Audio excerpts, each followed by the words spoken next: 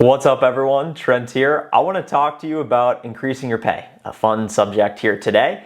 If you are a sales development rep or an account executive working in tech sales, software sales, there are 3 realistic paths you can take to actually start making more money in the profession. And I hope it's clear by the end of today's video which path might be right for you. Path number 1 is to apply for roles outside of your company at a job that will just start paying you more money. Path number 2 is to organically promote within your company to a higher paying role. So for example, if you're a sales development rep like I started as an entry-level SDR 2018, $50,000 OTE, and I promoted to a senior account executive my final year at age 26. In the corporate workforce, I made $302,000. So you can promote organically within to higher paying roles because you have larger quotas. You're working with bigger and better, more strategic customers, some more opportunity. And then path number 3 is just simply going to your manager, your director, your VP of sales and asking for a pay bump, saying, this is what I produce for the company. I believe I deserve more money. And you can see where the cards fall. And I have a few talk tracks you can consider using as well. If you are interested in starting your career in tech sales, go to Course Careers, which is linked below. I am the instructor, and I think you'll really like the free intro course we've put together for you. Beginning with path number 1, applying for roles outside of your company. Early on in my career, I was given advice by senior leadership because one of our cultural values was one team. They said, hey, be loyal, be a good teammate. Don't look for roles outside the company because it will take you forever to climb the corporate hierarchy at another company. You'll have to build new trust, new relationships. And I realized at the time, I thought this advice was in my best interest, but it actually wasn't. I don't think it was at all because I didn't learn until later on that employees are numbers. And I have a personal story for you, but I want to share a story that I saw in the news. Planet Fitness, their CEO that has been with the company for 30 years. That is more years working at a corporation than I've been alive. The CEO was just ousted and fired by the board for one reason or another. It was a shock to the employees. So that just demonstrates corporate loyalty, given. There's probably some details I'm missing below the surface, but if you think about it, employees are just a line item on the expense report. Organizations are looking at revenue, and then they look at expenses, which is you and I as employees. They subtract the expenses, and then that gets them to profit. They want to maximize profit for shareholder returns, especially if it's a public company. So they don't care to fire you. You've seen all these tech layoffs. I got fired for a non-performance related issue. So think about that. Think about the loyalty these organizations have for you. So early on, I would never recommend leaving the company. That's why I stayed at my company for nearly 5 years. But if I were smart and I knew what I knew now, as soon as I would have promoted from an SDR to an account executive and found success after my first ramping year as an account executive, and then my quota increased, I should have looked for enterprise account executives roles immediately because that would have allowed me to leapfrog in my career by going and finding a better opportunity that would pay me more money and then allow me another ramping quota at a new company. So that's what I now recommend, especially if you can promote to the next level up. So who this is not for is if you're a sales development rep making $70,000 a year, let's say at a random company that's a lower tier, but you're able to go to apply to a Salesforce or an Oracle, and they'll pay you $80,000 a year. But if it's the same level of SDR, if you're an SDR2 and they will pay you that much money, $10,000 more for an SDR2 role, I don't think it's necessarily worth it. I would leave and apply to the new role if it is a new title and responsibility up paired with more money. It's not worth doing an adjacent leave. It's worth it if you can go to that next level up. And another really important question to ask yourself is, what am I making today? And what is my actual income target? Do I want to make 6 figures? Do I want to make 200K, 300K? What is your actual income target? And then ask yourself, is it possible for me to hit that income target at this company? And if it's not, then you absolutely ought to consider looking at other companies that will pay you what you believe you are worth.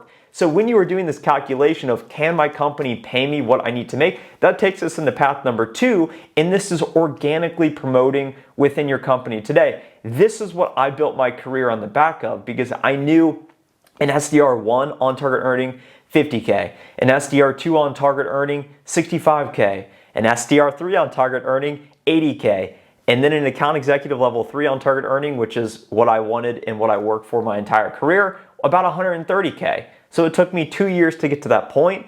And if you can outperform what your on target earning is, hopefully you can get in accelerators and make a higher commission rate. And hopefully your commission rate is untapped, meaning you can make technically unlimited money. Most companies want to cap you because they want to control their expenses, and you're just a line item on the expense report. So I would ask yourself, are account executives, are SDRs at my company today making what my desired income is? So for example, if you make $80,000 a year as an SDR3, you want to become an account executive, you want to make $180K a year, are account executives making that today? What percentage of reps are actually hitting quota? What percentage of reps are missing quota? How long does it take an SDR to become an account executive? What percentage of reps who have actually made that amount of money? Have you spoken with someone that's made that amount of money? Because if people are doing it, it validates that it's possible. For example, at sales kickoffs, we would always look at the income thresholds, and they would say, we have 7 people making $1 million a year. We have 333 people making 6 figures a year, and they would break it down. And by showing that to the sales force, it motivates everyone because they start to think, well, hey, it's possible for them, it's possible for me too. So the actual practical recommendation I have for you is, what is your quota right now? And then what number do you need to hit to actually promote? It's shocking to me of the reps I work with when I say, well, what is your quota? And they say, well, it kind of changes. I don't really know. If you don't know your number, then you have no chance of hitting it. Meanwhile, if you don't know what number you have to hit in order to promote to then be eligible to start making XYZ amount of money, then you have no chance of hitting it. So you have to start writing down, what is your target? And I recommend working to reach your potential, not your quota. So if they tell you you need to set 15 opportunities a month, set a target at 20 opportunities a month, quantify it, look at it, reverse engineer your target so that you can aspire to put in daily activity, because that's all you can control, is winning the day ahead to then set yourself up for success, getting to that next role. And if you are looking for coaching, I do offer a limited number of coaching slots each and every week. And I have linked my coaching link down below, which is a calendar link. If you want to book time with me, we'll talk about you, your sales career, and anything you need to help set you up to make more money. Path number 3 is asking your leadership for more money. The challenge I experienced was, one of our values was transparency. So they said, everyone at this level is making this amount of money, no exceptions. And the way they set that up was they prevented anyone from asking for more money, and they prevented from there being anomalies, meaning pay gaps between genders or different people making different amounts of money. So it was actually very smart organizationally. So you couldn't really go to them and say, I want to be paid more money, because they would just come back to you and say, well, we've clearly defined the pay thresholds. If you want more money, you need to promote to that next level. So if your organization's structured like that, this probably will not work. But what I will say is, you can still ask for promotions even if you have not hit the number. Multiple times, I would reach out to the actual sales manager on the enterprise account executive team and just say, look, I have not hit my target yet. This is what I've achieved. My goal is to get to your team. Can we make that happen early? And you'd be surprised. They make some exceptions, especially if it gets to a point where you're willing to leave and you're a valuable producer on the team. So they would rather just give you more money, give you the promotion, than you leaving. I know examples where there were senior leaders at my company that wanted to leave, and the company say, hey, we'll give you $1 million in stock equity to stay, but it's going to vest over the next 3 years. Do you want to take the offer?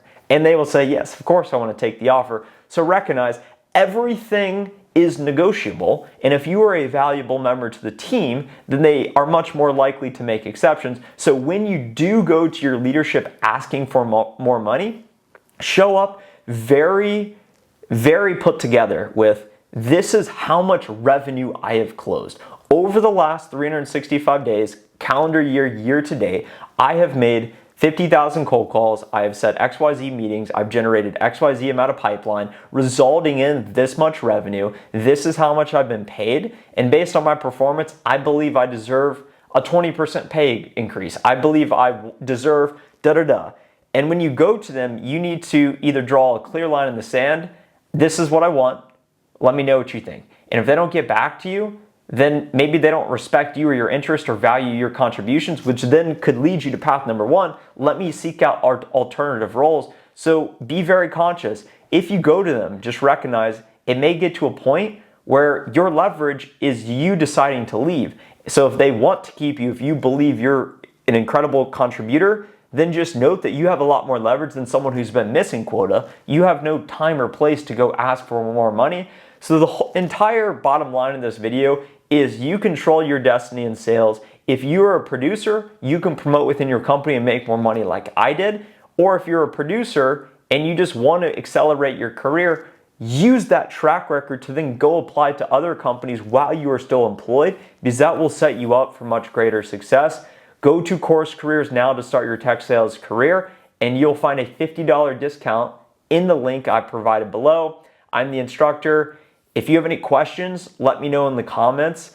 This video was made based on a comment I got yesterday. I put out new videos each and every day, so if you have a specific question, I will make it into a video if I think it could be an interesting video. And if you thought today's video was interesting, hit the thumbs up button now.